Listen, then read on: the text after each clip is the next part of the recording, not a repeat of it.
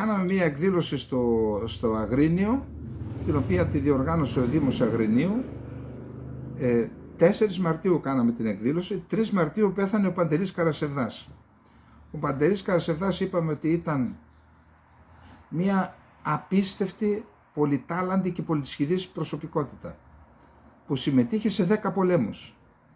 Δηλαδή και στο Μακεδονομάχος, συμμετείχε σε αγώνα στη Βόρειο Ήπειρο, με καταγωγή από τη Χιμάρα, γεννημένος στον Αστακό Ατελοκαρνανίας.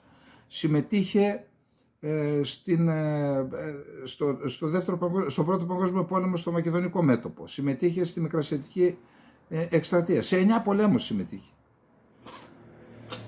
Ταυτόχρονα έβγαλε την νομική, από 19 ξεκίνησε, έφτασε στο βαθμό του υποστρατήγου όλες οι προαγωγές σε Πανδραγαθία, είχε ένα βραχιόλι με τις σφαίρες που είχε βγάλει από το κορμί του και επέζησε, ήταν Ολυμπιονίκης στην Σκοποβολή, βουλευτής, διετέλεσε βουλευτής με το κόμμα και ιδρυτής του κόμματος των Φιλελευθέρων. Πρώτα ίδρυσαν το κόμμα και μετά κάλεσαν τον Βενιζέλο. Εν πάση περιπτώσει πέθανε το 46, 3 Μαρτίου, άρα, και πέθανε στο Αγρίνιο. Άρα 4 Μαρτίου κάναμε την εκδήλωση και ήταν πραγματικά συγκινητικό, ήταν περίπου 300 άτομα. Δεν γνωρίζει ο κόσμος αυτόν τον τεράστιο ήρωα.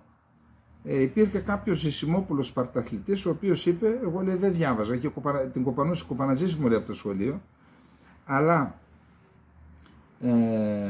νομίζω ότι αν διάβαζα ένα τέτοιο βιβλίο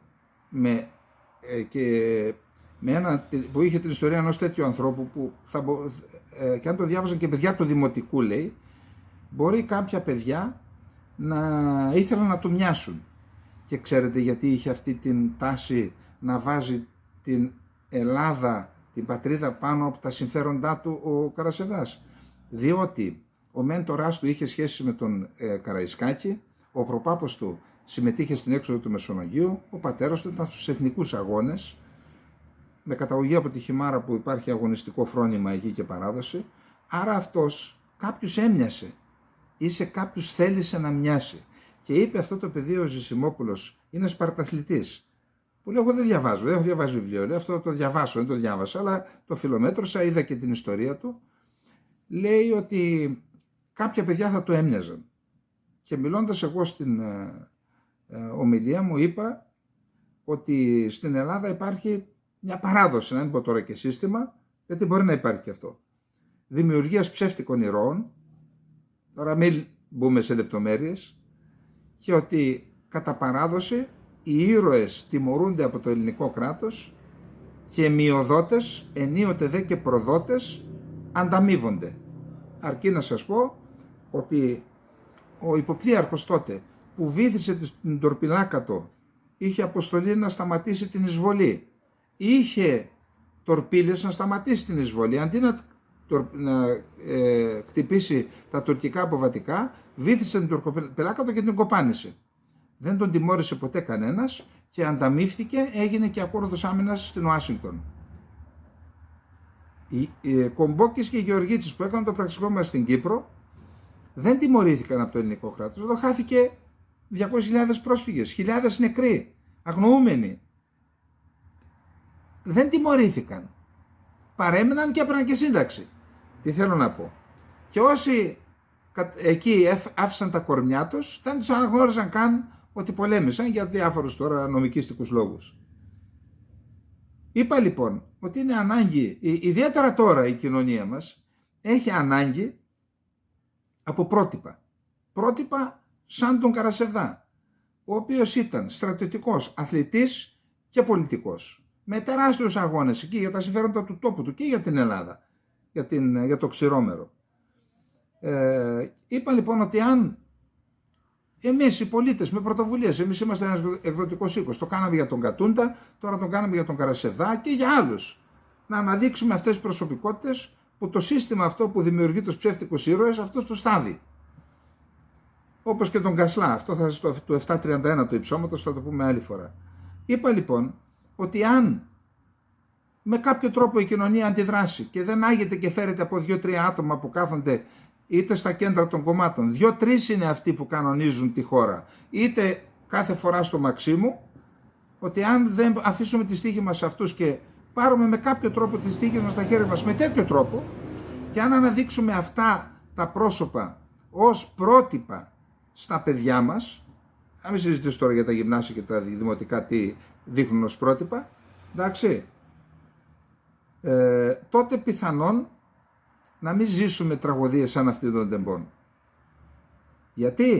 Γιατί θα λειτουργούν, θα ξεφυτρώνουν στην ελληνική κοινωνία τέτοιοι άνθρωποι σαν τον Καρασεβδά, σαν τον Κατούντα, σαν άλλους αγωνιστές.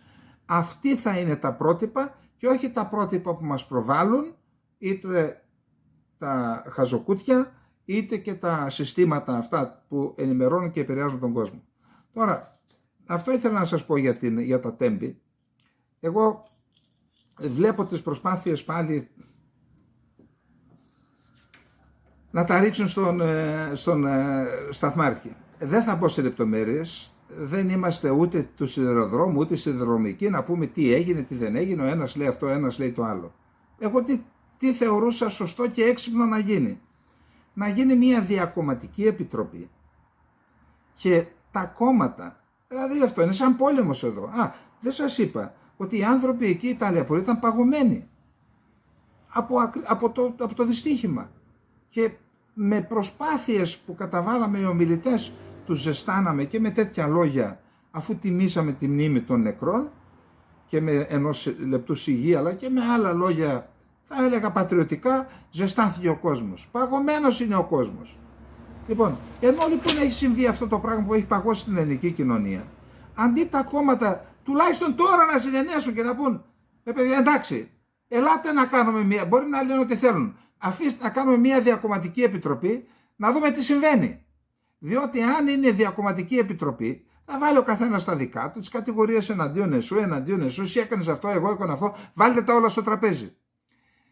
Και αν γίνει αυτή η διακομματική επιτροπή, και θα βρούμε τι ακριβώς έγινε εκεί, που δεν έχει και μεγάλη σημασία τώρα.